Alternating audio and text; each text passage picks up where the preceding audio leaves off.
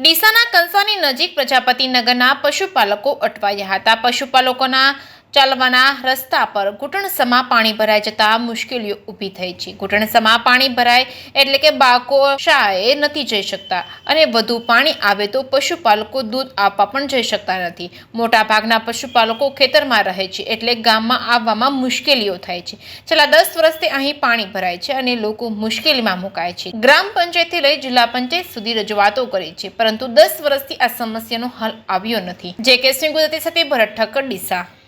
साहेब सरी नमस्कार। अमारे कोई ने डिलीवरी होय तो केवी रीते लगवानुं, कोई ने तार तप होय तो केवी रीते लगवानुं, कोई ने दूध भरावानुं होय तो केवी रीते लगवानुं।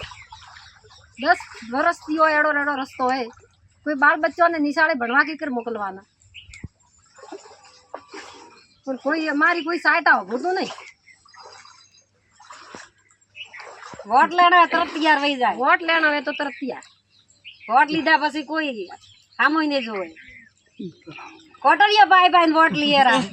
आमा सरपंच श्री तलाटी साहेब आ लोको अहींया आवे छे तमारा कहेवाथी? कोई नहीं आवतो। ए पाणी हेडे कोण आयो?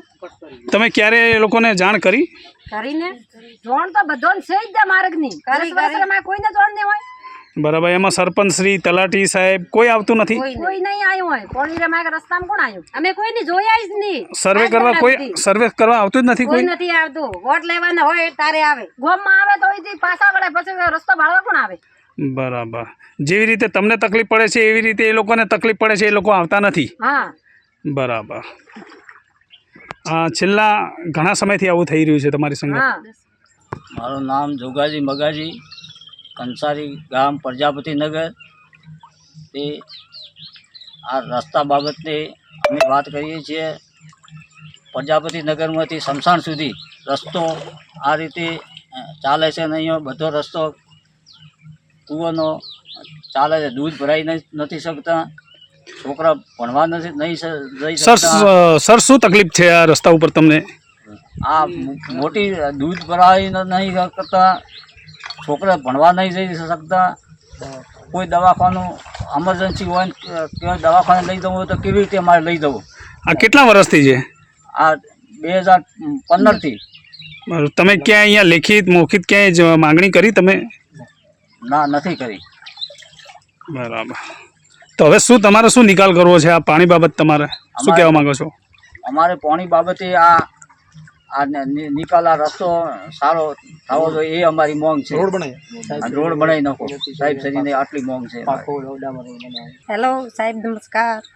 મારે એવી રીતે રસ્તો એ આ રસ્તામાં કેવી રીતે હાલવાનું, દૂધ ભરાવાનું, આવી રીતે અમારે મુશ્કેલ આવે છે। નાના બાળકોને સ્કૂલ કેવી રીતે મિલવાના, અને અમે ખૂબ પરિસ્થિતિએ આ રસ્તો કંઈ કરીને સુધારો। અમે બહુ પરિસ્થિતિએ અમે સાહેબ અમે અહીં ચાલે નહીં શકતા। બેન રડો નહીં તમે, હવે રડવાનું તો છે જ સાહેબ।